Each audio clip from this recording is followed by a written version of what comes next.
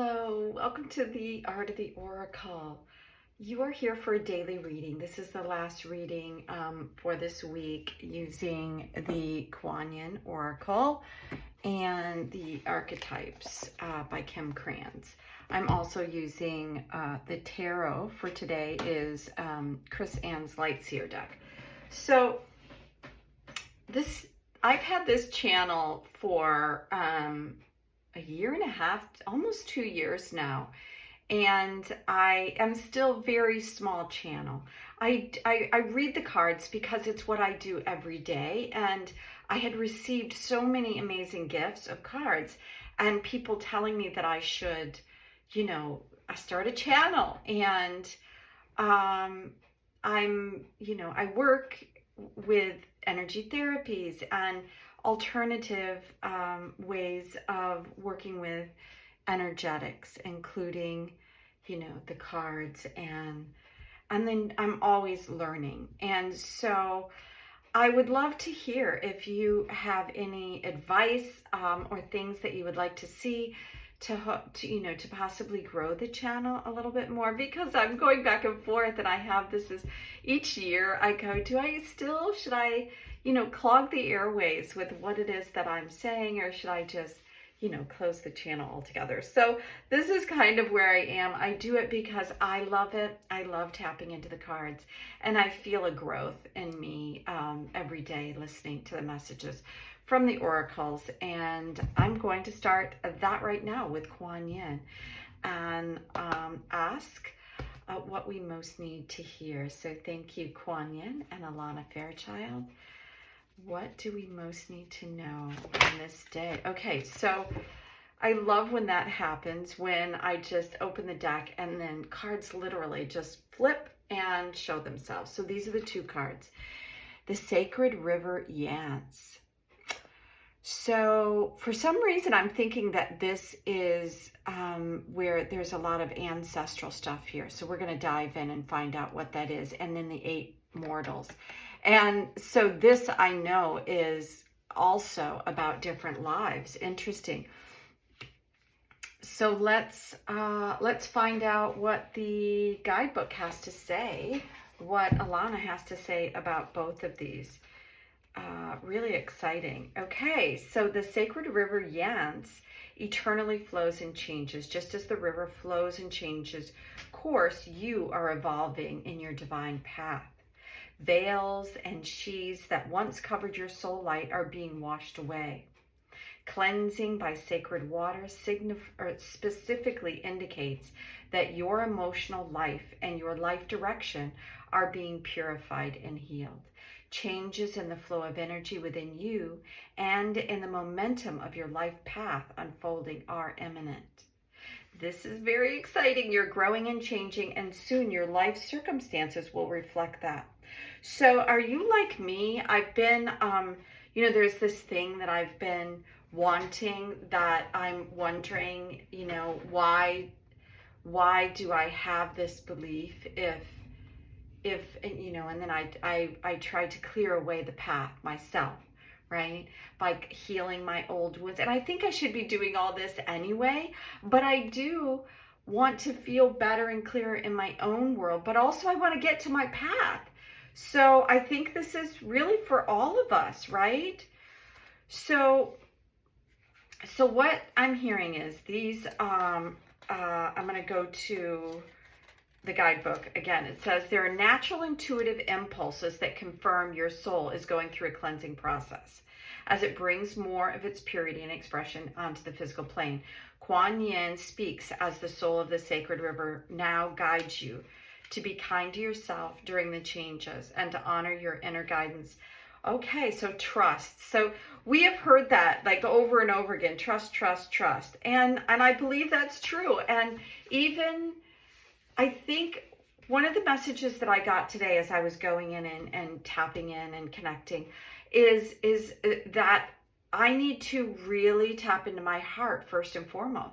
Because if my heart is not open and I'm not connected into my heart, then what I saw was like a big metal barrier closed down, and it forced me to go back and really sit with my heart. So let's hear what the 8 mortals are about. The message you have been receiving that are unconditionally loving, fearless, and encouraging of you to grow and to be your true self are from your higher guidance. Yeah, how are you doing with that? Are you tapping in? The 8 immortals and other beings of light and divine love are guiding you. It's safe to follow these messages now. Doing so will bring you greater joy. Yeah, so are you hearing things and following your intuition? That's basically what all this is about. It's asking us to kind of like sift through our thoughts and our feelings so we understand what is true and what is guidance. And that's kind of what I was feeling when I was hearing, you know, like I needed to go into my heart deeper, to open up to my heart, to come into that loving space. It's almost like my highest wisdom and guidance is teaching me how to sit in my heart and be in that space of loving connectivity above everything else. And then what do I need to know from that space? So let's see what the final message this week is from the archetypes. They feel really chunky, so I'm just going to open it up here and ask what we most need to know. That's one of the things I'm feeling. It's like it has our energy field in there from this whole week of all these things, and everything has been really, really exciting. So I'm going to give one more, and then, yeah, it's asking me to pick. What is the message, final message for this day? It's this one. That's what I'm hearing. The shadow, interesting. I'm going to take a look and see what this one was as well. And the desert. Okay, so those are really two like cards that are completely opposite from what we've got. But the shadow, which is card 28, is an aspect, I believe, is that about the self? I think it is about the self. Let's take a look. Maybe not. Yeah, it's part of the self.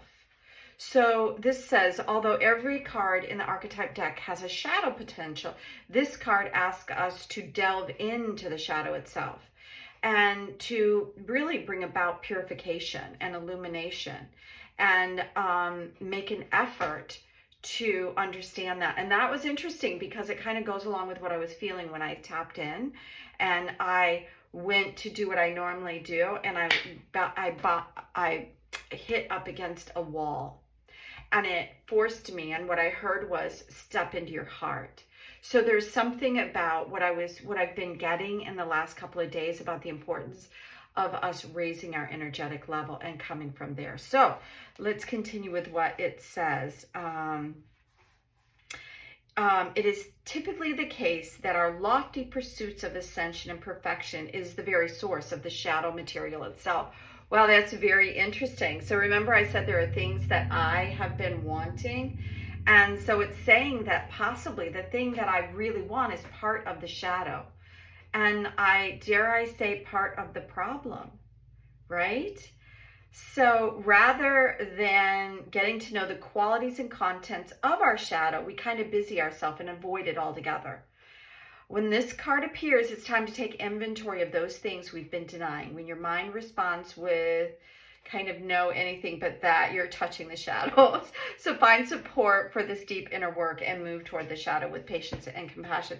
Wow, so that's really kind of exciting because I have been wondering, like, why haven't I been able to achieve this thing that I want to have? So thank you for the wisdom here, and let's find out. So this is the first card coming out, and this is 5. It's like change. There's some sort of conflict. I feel like this is the inner conflict, like what it's saying here. It's the thing that we really, really, really want, and it is part of the thing that's kind of holding us back.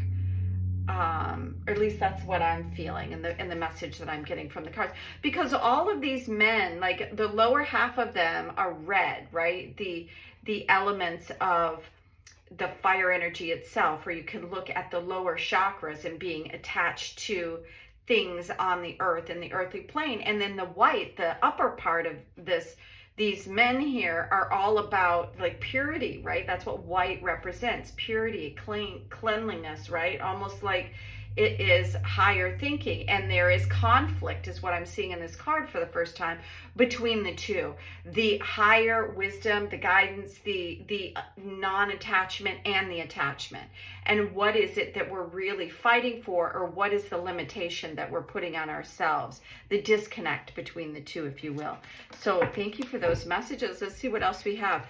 So we have had this Page of Swords out all week long, and this is coming with the Major Arcana, which we've also had all week long, the World. And the World represents, so this is the last card in the Major Arcana here, and it's asking us to, so this is also the snake. So we just stepped out of the snake. This is the snake holding its tail.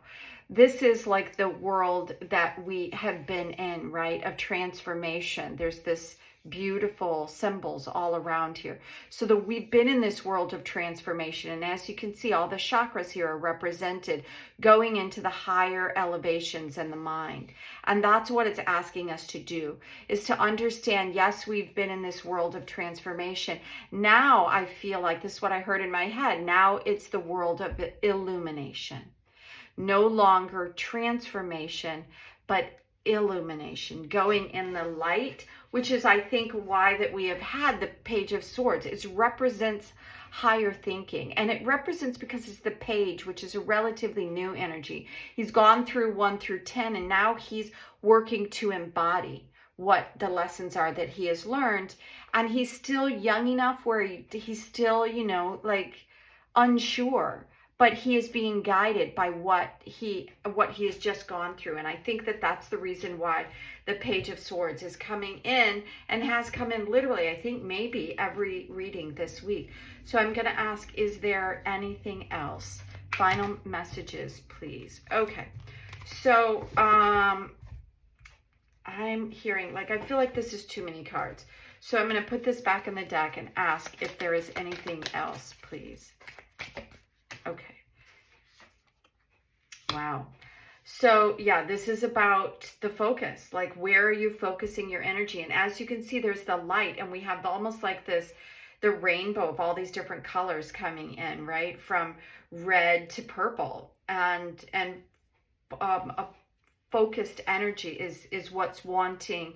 It's wanting us to focus our energy, that the world is shifting. It's no longer about transformation. It's about illumination.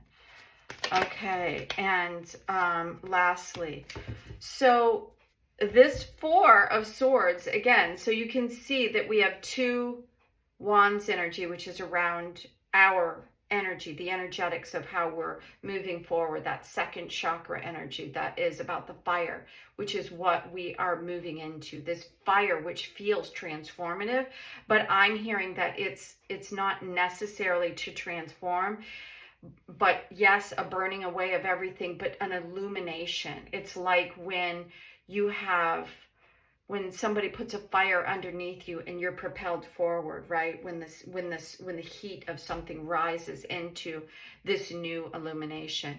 And the 4 of Wands, the 4 of Swords is asking us to take a step back from all the consumption of ideas that are coming around out there in the world. This is her taking a break from that and literally like putting everything down and going inward, because there is a point where you need to, the transformation ends and you now are becoming the thing that you were meant to be all along, which you probably already are, but you've just now becoming closer and closer to the realness or the wholeness of who you are. So it's asking us to kind of let go of some of the thoughts and the ideas and the distractions. Focus the energy. It's a new world. It's time for us to be the thing, to step into illumination. It's time to connect the upper and the lower together into this new stage, and we must go through the shadow to get there. We must go through that one thing. We all have something, that one thing that we have been striving for, that has really been the hindrance to where we really want to go, because it's almost like a sidetracked. We think it's the thing, and it's really just a limitation to the grandness of who we are. So I hope this makes sense. I hope you have a beautiful weekend. Until next week, have an amazing day. Bye now.